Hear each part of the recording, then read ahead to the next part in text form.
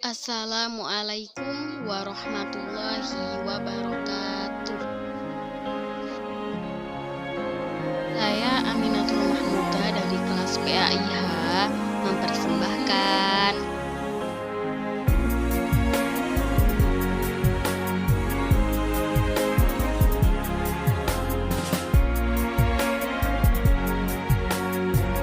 kali ini kita akan membahas kitab Ta'limul Muta'allim karya Syekh Az-Zarnuji. Bismillahirrahmanirrahim. Assalamualaikum warahmatullahi wabarakatuh. Saya Aminatul Mahmuda dari kelas PAIH. Di sini akan membahas dan menjelaskan dari kitab Ta'limul Muta'allim karya Syekh Az-Zarnuji, yang mana di sini kita akan bahas dari halaman 13 sampai halaman 20. Yang di dalamnya terdapat dua fasal, yaitu yang pertama faslun fi ikhtiyaril ilmi wal ustadi wasyariki wa tabati alaih, yaitu fasal yang menjelaskan tentang memilih ilmu, guru, teman, dan ketekunan terhadap mencari ilmu. Lalu fasal yang kedua yaitu faslun fi ta'limil ilmi wa ahlihi, yaitu fasal yang menjelaskan tentang mengagungkan ilmu dan ahli ilmu atau para alim. Dan mulai di fasal yang pertama, qala al-muallifu rahimakumullahu taala wa nafa'na bihi wa bi ulumihi fid dharaini amin. Amin. Bismillahirrahmanirrahim. Faslun fi ikhtiyaril ilmi wal ustadi wasyariki wa tabati alaih, yaitu fasal yang menjelaskan tentang memilih ilmu, guru, teman, dan ketekunan terhadap mencari ilmu. Yang bagi li talibil ilmi ay yakhtaro min kulli ilmin ahsanahu wa ma yahtaju ilaihi fi amri dinihi fil hali thumma ma yahtaju ilaihi fil mali. Yang pertama kita akan bahas tentang ikhtiyaril ilmi, yaitu memilih ilmu. Hendaknya seorang muta'alim itu memilih ilmu yang paling baik untuk dirinya dan paling cocok untuk dirinya, yaitu yang pertama wa ma yahtaju ilaihi fi amri dinihi fil hali. Yang pertama yaitu ilmu yang membahas tentang urusan agama. Jadi ilmu yang membahas tentang urusan agama ini yang diutamakan terlebih dahulu, karena ini termasuk ilmu yang paling baik untuk seorang muta'alim. Lalu yang selanjutnya yaitu tumama yahtaju ilaihi fil mali, yaitu baru ilmu yang berkenaan tentang duniawi, yaitu ilmu yang nantinya akan membantu kita dalam menghadapi dunia ini, seperti itu. Lalu wa yuqaddimu ilmu tauhidi wa ya'rifullahu ta'ala bid-dalili. Lalu selanjutnya yaitu hendaknya seorang muta'alim itu mendahulukan ilmu tauhid terlebih dahulu. Kenapa? Seorang muta'alim itu harus mengenal dulu, mengenal Allah, mengenal dalil-dalilnya Allah dan sifat-sifatnya Allah terlebih dahulu, seperti itu. Yahtarul atiqa dunal muhdatsati qalu alaikum bil atiqi wa iyyakum wal muhdatsat. Selanjutnya yaitu hendaknya para muta'alim itu memilih ilmu yang sebelumnya sudah dijelaskan atau sudah dipelajari oleh ulama-ulama salaf dan menghindari ilmu-ilmu yang bertentangan dengan apa yang diajarkan ulama salaf. Contohnya seperti ilmu sihir, seperti itu kan tidak pernah diajarkan oleh ulama salaf terdahulu. Kita akan membahas fi ikhtiyaril ustadi, yaitu tata cara memilih guru menurut kitab Ta'limul Muta'allim. Wa amma ikhtiyarul ustadi fayambahi ayyahtarul a'lama wal awra'a wal asanna. Jadi seorang muta'alim itu hendaknya memilih guru yang a'lama, yang lebih alim atau lebih berilmu, memiliki ilmu yang lebih dari si muta'alim tersebut, wal awra'a, yang lebih warok dari muta'alim tersebut, wal asanna, dan lebih tua. Kenapa kok lebih tua? Karena biasanya orang yang lebih tua dari kita itu memiliki pengetahuan yang luas dengan pengalaman-pengalaman beliau dalam mencari ilmu, seperti itu. Lalu selanjutnya kita akan membahas sedikit tentang pentingnya bermusyawarah dengan guru dan sesama muta'alim. Wa hakadha yanbaghi an yushawira fi kulli amrin fa innallaha ta'ala amara Rasulullah sallallahu alaihi wasallam bil musyawarati fil umuri wa lam yakun aftana minhu wa ma'a dzalik amara bil musyawarati wa kana yushawiru ashabihi fi jami'il umuri. Di sini dijelaskan bahwa seorang muta'alim itu hendaknya bermusyawarah dengan guru dalam segala hal apapun. Jadi misalnya kalau kita mau pindah pondok lah, hendaknya kita ya bermusyawarah dengan guru kita. Kenapa? Karena guru kita tahu yang terbaik untuk muridnya. Seperti Allah memerintahkan Rasulullah SAW untuk bermusyawarah dalam segala hal apapun untuk memecahkan masalah. Wa talabul ilmi min a'lal umuri wa su'abiha fakana musyawarati fihi ahammu wa aujaba. Seorang pencari ilmu, sebenarnya mencari ilmu itu adalah sesuatu yang paling mulia dan sesuatu yang paling sulit untuk dilakukan. Makanya itu dianjurkan untuk bermusyawarah agar bisa memudahkan si muta'alim tadi dalam membahas keilmuan dan memecahkan suatu masalah seperti itu. Selanjutnya kita akan bahas tentang kesabaran dan ketekunan. Wa'lam bi anna sabra wa tabata aslun kabirun fi jami'il umuri walakinnahu azizun. Nah, jadi kesabaran dan ketekunan itu adalah sesuatu pokok dasar yang harus dimiliki oleh muta'alim. Kenapa? Karena itu adalah sebuah kemuliaan bagi seorang muta'alim tadi untuk dalam perjalanannya mencari ilmu sejenak. Fayam bayi litoli bil ilmi ayasbuta wa yasbiru ala ustadim wa ala kitabin.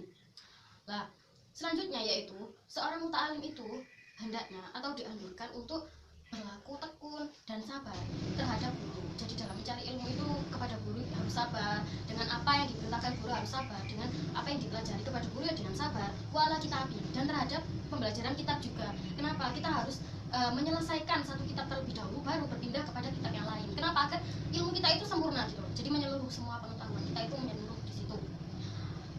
Lalu selanjutnya yaitu di sini juga dijelaskan hendaknya seorang muta'alim itu tidak berpindah-pindah tempat dalam di tempat belajar yang ada. Jadi jangan berpindah-pindah. Maksudnya itu misalnya belajar di pondok ini belum selesai lulus itu udah pindah dulu ke pondok yang lain. Lah itu yang bikin ilmu kita itu nggak sempurna, malah itu menghabiskan waktu bagi kita, malah mendapatkan kerugian. Wayam bayi ayasbiro amma turidu nafsahu wa hawahu. Dan hendaknya seorang muta'alim itu harus tidak mengikuti hawa nafsunya atau bisa mengendalikan hawa nafsunya. Qala syair, seperti yang disairkan, innal hawa lahul hawa bi ainihi wa sari'u kullin hawa sari hawani. Nah, di sini dijelaskan bahwa hawa nafsu itu sebuah kehinaan. Maka apabila ada seseorang itu melakukan mengikuti hawa nafsunya, dia telah terjerumus kepada suatu kehinaan seperti itu. Wa yasbiru ala mihani wal baliyati qila khazainul mina ala qanabil mihani. Lalu selanjutnya yaitu hendaknya seorang murid itu harus bersabar, muta'alim itu harus bersabar dalam menghadapi segala cobaan ketika mencari ilmu. Karena ada yang mengatakan bahwa gudangnya ilmu itu sudah pasti diliputi dengan kesusahan seperti itu.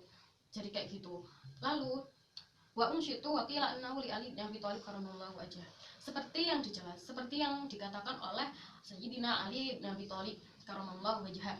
Alala tanalul ilma illa bisittatin sa'umi ka'amajmu ila bibayani ka'in wa hirsin wa istibarin wa bulghatin wa irsyadi ustadi wa tuli zamani. Nah, seperti yang dijelaskan dalam syair tersebut yaitu Ali menjelaskan bahwa pencari ilmu itu tidak akan menggapai keilmuan kecuali dengan bekal 6 perkara, yaitu yang pertama kecerdasan, lalu yang kedua semangat, yang ketiga harus bersabar, yang keempat memiliki bekal, yang kelima yaitu petunjuk dari guru atau bimbingan dari guru, yang keenam yaitu waktu yang lama. Jadi seperti itu. Ammah tiyal syariki fayambari ayyahtarul mujidda wal wara'a wa sahibat tabail mustaqimi wal mutafahimi. Selanjutnya itu muta'alim itu memilih teman, harusnya itu yang memiliki orang yang memiliki kesungguhan dalam mencari ilmu. Lalu teman kita itu harus memiliki kewaraan dalam dirinya. Lalu selanjutnya memiliki sikap istiqomah. Jadi teman kita itu harus istiqomah dalam mencari ilmu agar kita juga terbawa untuk istiqomah. Wal mutafahimi, dan memahami masalah-masalah yang ada. Jadi memiliki pemahaman mengenai masalah-masalah dalam mencari ilmu dan dalam masalah keilmuan seperti itu. Lalu wa yafiru minal kaslani wal mu'attiri wal miktari wal mafsidi wal fatani. Selanjutnya yaitu muta'alim itu seharusnya menjauhi teman-teman yang malas. Lalu selain yang malas yaitu orang yang nganggur atau yang menganggur, dia tidak punya suka menganggur, jadi tidak bisa memanfaatkan waktu dengan baik, seperti itu harus dijauhi. Wal mistari, yang banyak omong tapi tidak ada manfaatnya. Wal mufsidi, yang suka merusak, jadi kita itu harus menjauhi teman-teman yang seperti itu. Wal fatani, dan teman yang suka memfitnah itu juga harus kita jauhi. Bila seperti yang dijelaskan dalam sebuah syair, anil mar'i la tas'al wa absir qarinahu fa innal qarina bil muqarani yaqtadi fa in kana dza syarrin fajannibhu sur'atan wa in kana dza khairin faqarinhu tahta dzikra. Dari sir tersebut dijelaskan bahwa jangan tanyakan kepada temanmu kamu itu siapa, tapi lihatlah orang-orang atau teman-teman di sekeliling dia, seperti itu. Fa in kana dza syarrin fajannibhu sur'atan. Kalau misalnya teman-temannya saja jelek, jelek dalam akhlaknya, ya maka segera jauhilah teman-teman seperti itu. Lalu apabila teman-temannya itu baik, maka kita harus berteman dengannya, kayak gitu. Sudah penjelasan dari faslun fi ilmi wal ustadi wasyariyah, yaitu faslun fi ta'dhimil ilmi wa ahlihi, yaitu fasal mengagungkan ilmu dan ahli ilmu atau para alim, seperti itu. Iklam bi anna talibal ilmi la yanalu ilma wa la yantafi'u bihi illa bi ta'dhimil ilmi wa ahlihi wa ta'dhimil ustadi tawqiruhu. Lah, ketahuilah bahwa seorang pencari ilmu atau muta'alim itu tidak akan mendapatkan ilmu dan kemanfaatan dari ilmu tersebut kecuali dengan jalan mengagungkan ilmu tersebut dan ahli ilmu yang sudah mengajarkan ilmu kepada si muta'alim tadi. Lalu selanjutnya yaitu wa min tawqiril muallimi. Lah, setelah ini kita akan membahas tentang berikut adalah beberapa perilaku mengenai mengagungkan ahli ilmi atau muallim atau alim. Yang pertama yaitu Allah yang syia amamahu, tidak berjalan di depannya. Jadi kita tidak boleh berjalan di depan guru kita harus berjalan di belakangnya, tidak boleh mendahului guru kita. Lalu yang kedua, wala yajlisu makanahu, tidak boleh duduk di tempatnya. Kenapa? Karena itu nggak sopan, itu kan tempat duduknya guru, kita nggak boleh mendudukinya. Lalu selanjutnya yang ketiga yaitu wala yabtadi'ul kalama indahu illa bi'idnih. Hendaknya kita itu ketika berkumpul dengan guru tidak mendahului dalam mengobrol atau bicara kecuali diizini oleh guru. Kalau misalnya dipersilahkan oleh guru untuk memulai pembicaraan, ya kita mulai. Tapi kalau misalnya tidak boleh, kalau misalnya tidak ada izin dari guru, berarti ya tidak boleh mendahului pembicaraan daripada guru tersebut. Lalu wala yas'alu syai'an inda malalatihi wa yura'iyal waqti. Lah, selanjutnya yaitu kita tidak boleh bertanya kepada guru ketika guru tersebut sedang capek, gurunya lagi istirahat capek, kita bertanya. Jadi kita itu harus melihat waktunya, melihat waktu dan kondisinya. Wala yadukul baba. Lalu selanjutnya wala yadukul baba bal isbiru hatta yahruja. Hendaknya kita itu tidak mengetuk pintu rumahnya atau pintu kamarnya guru, tetapi kita itu harus menunggu sampai beliaunya keluar, seperti itu. Falhasilu annahu yatlubu ridahu wa yajtanibu sakhtahu wa yamtathilu amruhu. Lah, jadi tadi itu ya pokok-pokok tadi berbuat baik kepada guru tadi itu adalah salah satu dari bagian kita untuk mencari ridhonya guru. Lalu kita juga harus menjauhi sesuatu yang dilarang oleh guru. Misalnya kita itu dilarang berbuat jelek, dilarang berakhlak jelek, ya kita harus menuruti agar kita mendapatkan ridho dari guru tersebut. Wayam tasilu amrohu, dan kita harus melaksanakan perintah-perintah guru, kecuali perintah-perintah tersebut maksiat kepada Allah itu tidak boleh diikuti. Jadi ada cerita dari Syekh Islam Burhanuddin.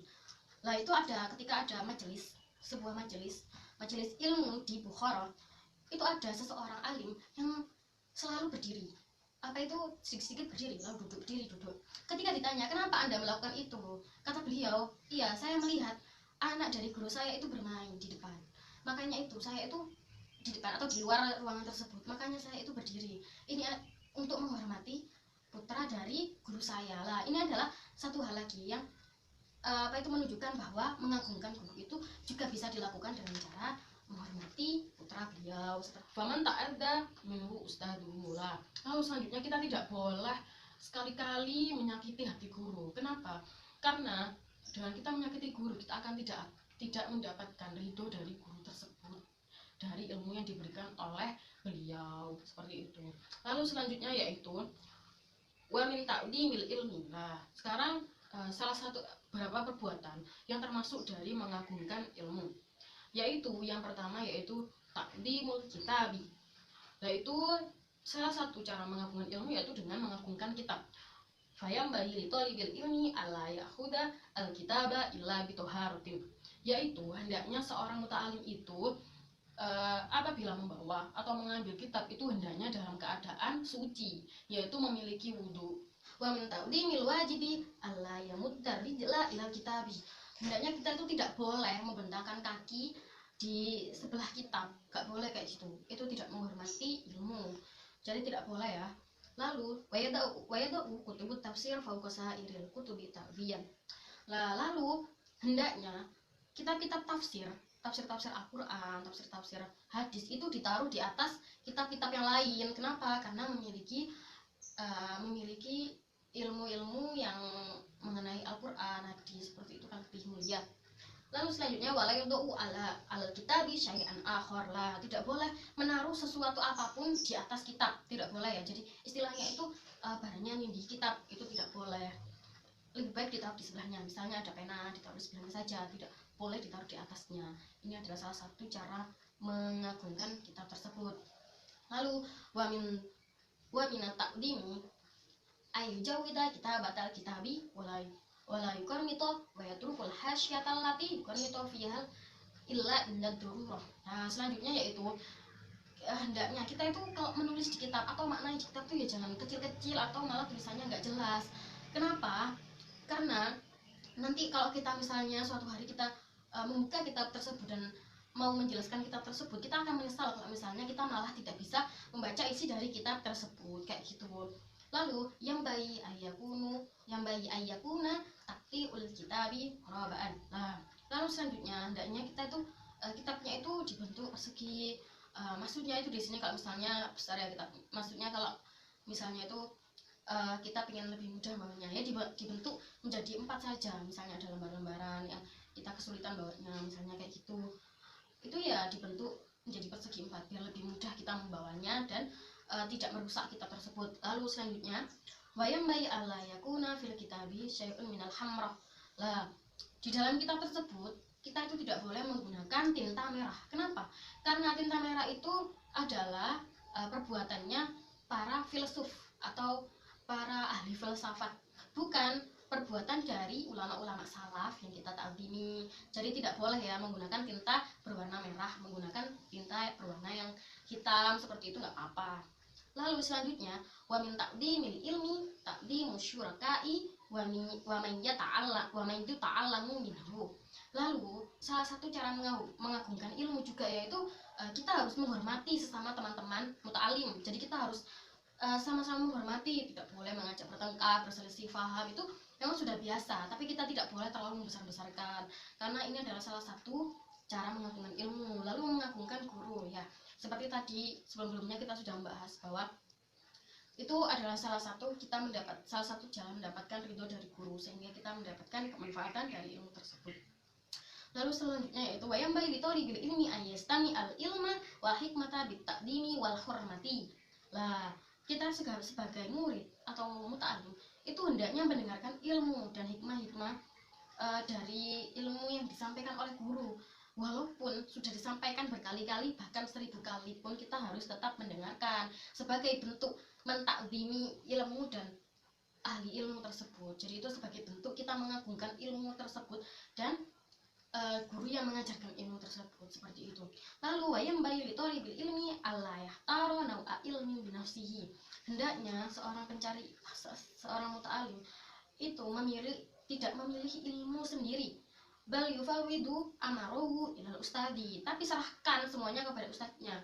Maksudnya itu diserahkan, kenapa? Kita harus mempelajari apa itu kita pasrahkan kepada guru kita. Kenapa? Karena guru itu lebih tahu apa yang dibutuhkan oleh muridnya, seperti itu. Lalu selanjutnya yaitu wayam bayi litolibil ilmi ala yajlisa qoriban minal ustadi inda sabaqi bi ghairi daruratin. Nah, hendaknya seorang muta'alim itu tidak duduk dekat dengan guru, maksudnya kecuali dengan kedaruratan. Maksudnya itu tidak boleh kita itu duduk dekat dengan guru. Kita harus memiliki jarak ya, kita kasih jarak 1 meter atau berapa gitu, agar kita itu gak sopan kalau misalnya terlalu dekat dengan guru, kecuali ada hal-hal yang darurat yang akhirnya memperbolehkan kita duduk di dekatnya guru, seperti itu. Lalu selanjutnya yaitu wayam bayi litolibil ilmi ayah tariza anil ahlakil dan mimati. Kita itu tidak boleh seorang muta'alim itu hendaknya tidak boleh atau menghindari memiliki akhlak yang jelek. Kenapa? Karena fa innaha kilabul maknawi, atau karena akhlak yang jelek itu ibarat hewan anjing. Kenapa? Karena kan akhlak yang jelek itu diibaratkan dengan hewan anjing kayak gitu. Jadi apabila kita memiliki akhlak yang jelek ya, malaikat itu tidak mau masuk ke rumah kita, tidak mau masuk ke kamar kita, seperti itu, karena kita memiliki akhlak yang jelek. Jadi sebagai muta'alim kita harus menghindari akhlak yang jelek tersebut. Hanya ini yang bisa saya sampaikan. Mohon maaf apabila ada banyak salah. Terima kasih atas perhatiannya. Wassalamualaikum warahmatullahi wabarakatuh.